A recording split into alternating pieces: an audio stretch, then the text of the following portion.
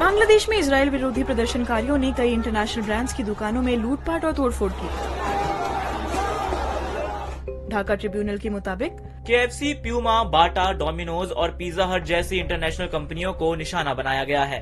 Social media पर viral हुए video में भीड़ ईंटों से बाटा शोरूम के कांच के दरवाजे तोड़ते दिखती है, फिर दर्जनों जूते लूट लेती है। बांग्लादेशी मीडिया के मुताबिक लूटपाट के कुछ देर बाद ही ये जूते फेसबुक मार्केट प्लेस में बिक रहे थे। एक अन्य वीडियो में लोग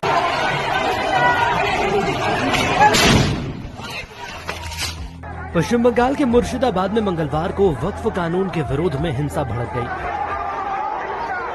प्रदर्शनकारियों से झड़प में कई पुलिसकर्मी घायल हुए। वक्फ कानून के विरोध में मुर्शिदाबाद में मुस्लिम संगठन प्रदर्शन कर रहा था। पुलिस ने प्रदर्शनकारियों को रोकने की कोशिश की, उन्हें खदेड़ने के लिए आंसू गैस के गोले और लाठी चार्ज किया। हिंसक भीड़ ने पुलिस के वाहन और अन्य। एयर इंडिया की फ्लाइट में एक शख्स ने बगल में बैठे एक पैसेंजर पर पेशाब कर दी। ये फ्लाइट दिल्ली से बैंकॉक जा रही थी। एयर इंडिया के स्टेटमेंट के मुताबिक ये घटना 9 अप्रैल की है। दिल्ली बैंकॉक फ्लाइट में एक पैसेंजर ने नियम के खिलाफ बर्ताव किया था, जिसकी शिकायत डायरेक्टोरेट ऑफ सिविल एविएशन के अफसरों से कर दी गई है। मामले पर नागरिक उड्डयन मंत्री के राममोहन नायडू ने कहा कि अगर कुछ भी गलत हुआ है तो हम जरूरी कार्रवाई करेंगे। ये पहला मौका नहीं है जब इस तरह की घटना 10 से 12 लाख तक का लेके गई है। लोग कहते थे कि लड़का फेल है, नपुंसक है, ये भी सहन करना पड़ा है मुझे। सुबह उठकर देखा वो सब कुछ लूट कर भाग चुकी थी। ब्लैकबोर्ड में इस बार कहानी हरियाणा के उन परिवारों की जिन्हें शादी के लिए लड़कियां नहीं मिली तो पैसे देकर बहू लाए, लेकिन वो गहने जेवर सब लेकर भाग गई। जींद के रहने वाले दिनेश को इलाके में सभी जानते हैं, क्योंकि इनकी पत्नी शादी के अगले दिन ही घर के सारे गहने जेवरात लेकर फरार हो गई थी। पहचान छुपाने की शर्त पर उन्होंने कहा, हरियाणा में आटे साटे से शादी की जाती है। मेरी जिससे शादी हुई थी उसका परिवार उत्तर प्रदेश से हरिजन समाज से था। एक दिन वो लोग फल मिठाइयाँ लेकर आए और बोले 2 लाख रुपए दे दो, हमें गाड़ी की किश्त देनी है। फिर हम पर जल्दी शादी करने का दबाव बनाने लगे। बस शादी हुई और अगले दिन दोपहर में उसने किसी को फोन किया और घर के सारे गहने लेकर फरार हो गई। जींद के रहने वाले वरिष्ठ पत्रकार राजकुमार भारतीय बताते हैं, कुछ शौकीन लड़कियां जो अपने शौक पूरे करने के चक्कर में घर से निकल जाती हैं और वो ऐसे गिरोह के चुंगल में फंस जाती हैं जो लड़कियों का धंधा करते हैं। और उससे बड़ा जो है सिस्टम बना है कि लड़कियों की शादी करना। दलाल कहें हम या कमीशन खोर कहें, वो ढूंढते रहते हैं गांव-गांव में किसका लड़का रुका हुआ है, किसके पास पैसे हैं। इस तरह के मामलों को लेकर राजकुमार कहते हैं, शादियां ना होने का कारण ये भी है कि लड़का लड़की में अनुपात, बच्चे को गर्भ में ही। क्लासरूम के बाहर जमीन पर बैठकर छात्रा एग्जाम दे रही है। उसे बाहर इसलिए कर दिया गया क्योंकि उसके पीरियड्स चल रहे थे। घटना तमिलनाडु के कोयम्बटूर की है।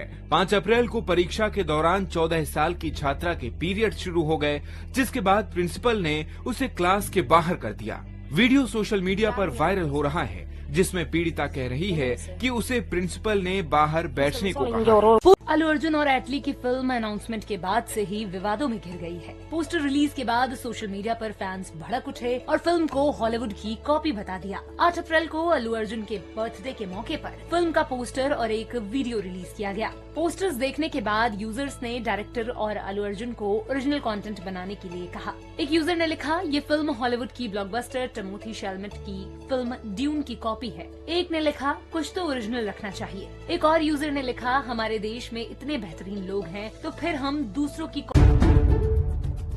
महेंद्र सिंह धोनी एक बार फिर से चेन्नई सुपर किंग्स की कप्तानी करते नजर आएंगे। चोट के कारण टीम के मौजूदा कप्तान ऋतुराज गायकवाड़ IPL के 18वें सीजन से बाहर हो गए हैं। ये जानकारी टीम के कोच स्टीफन फ्लेमिंग ने दी। उन्होंने कहा, जहां तक रिप्लेसमेंट की बात है तो हमारे पास टीम में कुछ ही विकल्प हैं। हमने अभी तक किसी पर फैसला नहीं किया। धोनी कमान संभालने के लिए तैयार थे, इसलिए उन्हीं का नाम फाइनल किया गया। CSK ने भी अपने सोशल मीडिया हैंडल पर गायकवाड़ की इंजरी के बारे में बताया। गायकवाड़ की कप्तानी में CSK बहुत खराब दौर से गुजर रही है। टीम पिछले सीजन प्लेऑफ में तक जगह नहीं। जान की कीमत जानकर भी जान को जोखिम में डालने वाला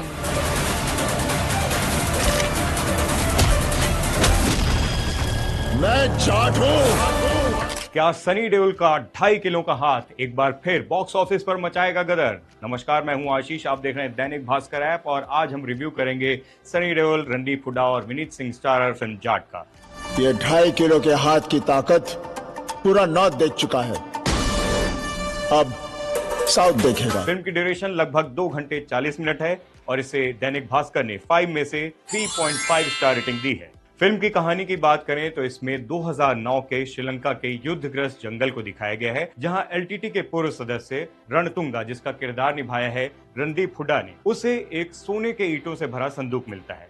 कैसे श्रीलंका होते हुए वो भारत में आता है, अवैध तरीके से इस संदूक को लाता है और फिर अपना एक साम्राज्य बना लेता है, अपनी एक आर्मी खड़ा कर लेता है। फिल्म की कहानी इसी के इर्द गिर्द घूमती है। रणतुंगा के रास्ते में जो भी आता है उन सब की वो निर्मम हत्या कर देता है, लेकिन तभी एंट्री होती है ब्रिगेडियर बलदेव प्रताप सिंह उर्फ जाट की, जिसका किरदार निभाया है सनी देओल ने। कैसे बलदेव प्रताप सिंह उर्फ जाट रणतुंगा के साम्राज्य में आग लगाता है, कैसे उसे खत्म करता है, फिल्म का क्लाइमैक्स इसी के इर्द गिर्द घूमता है। एक्टिंग की बात करें तो सनी देओल के दहाड़ और उनके 2.5 किलो के हाथ का पंच दोनों ही इस फिल्म में देखने। आमिर खान की फिल्म तारे जमीन पर के को स्टार विपिन शर्मा ने अपने स्ट्रगल के दिनों के किस्से शेयर किए। उन्होंने बताया कि उन्हें वेजिटेरियन होने के बावजूद मीट को काटने का काम करना पड़ा था ताकि वो अपना गुजारा कर सकें।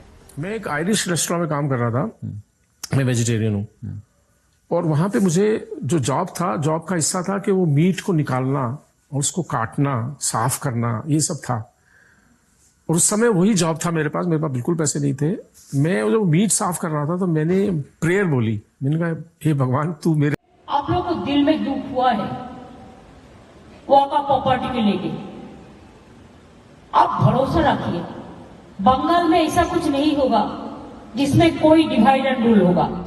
ये कहना है पश्चिम बंगाल की सीएम ममता बनर्जी का। ममता बनर्जी ने मंगलवार को वक्फ कानून को लेकर केंद्र सरकार पर निशाना साधा। साथ ही उन्होंने अल्पसंख्यक समुदाय से राजनीतिक उकसावे में न आने की अपील की।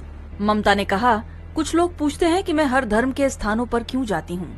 मैं पूरी जिंदगी जाऊंगी, चाहे कोई गोली मार दे। बंगाल में धर्म के नाम पर बंटवारा नहीं होगा। जियो और जीने दो, यही हमारा रास्ता है। ममता के बयान पर बीजेपी नेता शुवेंदु अधिकारी ने पलटवार किया और उन्हें फर्जी हिंदू बताया।